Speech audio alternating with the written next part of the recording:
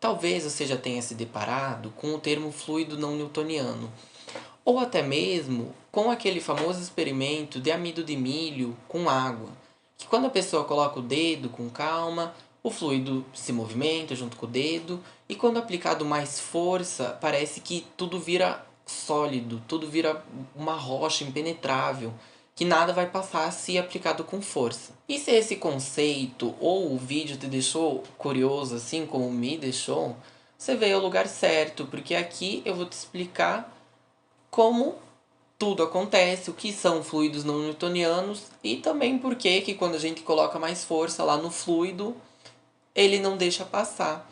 Então fique até o final do vídeo que todas essas suas dúvidas talvez sejam respondidas por mim.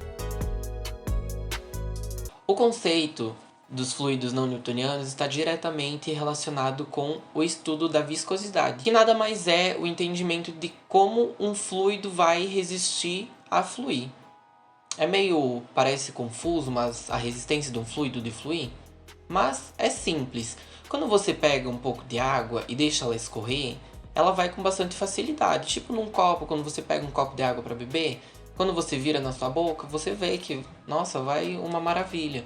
Mas agora quando você pega um mel, que você tá lá com assim, um potão maravilhoso de mel, e vai passar no seu pão, você dá uma viradinha assim, ele demora um tempo pra de fato cair.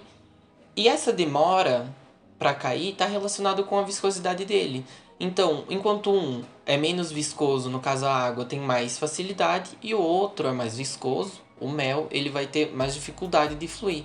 Então a viscosidade é essa resistência que as substâncias têm de estarem fluindo. Dois conceitos importantes para entender antes de ir de fato para o que é um fluido não newtoniano é a tensão de cisalhamento e taxa de cisalhamento. Os nomes são parecidos, mas o conceito é bem diferente. A tensão de cisalhamento nada mais é do que a força aplicada em paralelo à superfície que o fluido está fluindo. Então é como se fosse um tubo e uma força sendo aplicada em cima desse tubo. Então essa força aplicada é o que define tensão de cisalhamento. Agora, a taxa de cisalhamento está relacionado ao deslocamento relativo que a substância vai ter lá dentro com essa tensão aplicada nela. Com esses dois conceitos, Isaac Newton, lá no passado, quando ele ainda era jovem, estava estudando e percebeu uma relação com a maioria dos fluidos, que era uma proporcionalidade de quando a taxa de cisalhamento aumentava, a tensão de cisalhamento também aumenta. Porém, alguns fluidos não seguem essa proporcionalidade proposto por Isaac Newton. E funcionam de uma maneira meio diferente.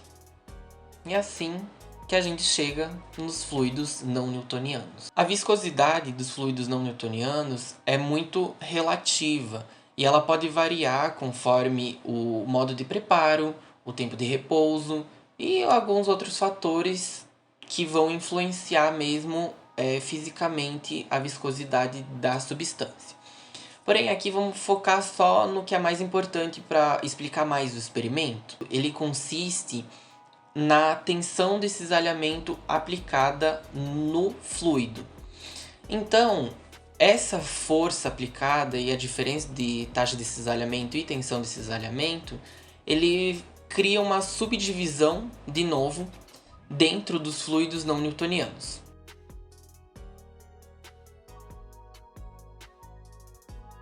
O comportamento de pseudoplástico, ele relaciona de forma inversa a tensão de cisalhamento com a viscosidade. Então, quanto maior a força aplicada, menos viscoso vai ser a substância.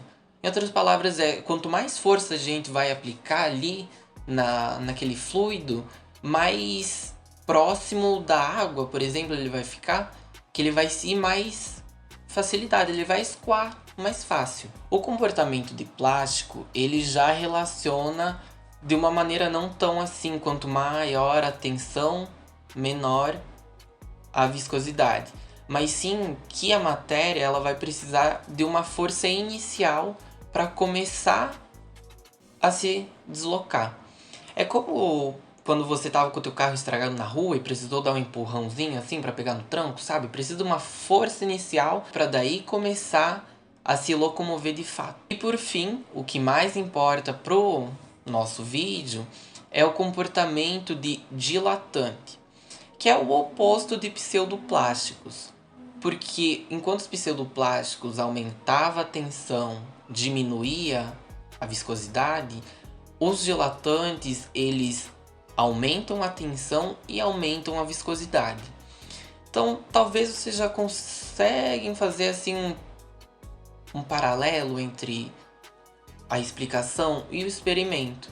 Porque quando a gente coloca o dedinho lá com calma, ele entra de boa, porque a tensão desse cisalhamento foi baixa. Então o fluido ficou mais viscoso. Agora, quando a gente dá um soco, aplica mais força, a tensão de cisalhamento vai ser mais alta, consequentemente. E com isso, a viscosidade também vai ser mais alta. E por isso que o nosso soco não passa direto, que ele endurece. Porque a viscosidade aumentou. A viscosidade ela é muito importante para o nosso dia a dia. Talvez não diretamente aplicado, mas sim nos produtos que nós usamos. Os produtos que nós, enfim, temos acesso, que usamos no dia a dia, eles precisam passar por um controle da qualidade. E esse controle de qualidade, às vezes, utiliza da viscosidade das substâncias para saber se talvez algum material foi adulterado ou se a formulação está errada. Porque se o produto não tiver a viscosidade ideal, isso significa que ele pode estar meio assim, sabe? Não muito bom para uso. Então é assim que a viscosidade se relaciona no nosso dia a dia. Claro, é um dos usos, tem muitos outros, mas esse eu acho que é o principal e o fundamental para o nosso dia a dia. E assim finalizamos o nosso vídeo, espero que você tenha gostado. Não esqueça de deixar o like, se inscrever, me siga nas redes sociais que eu também posto uns mimos lá. E estude bastante.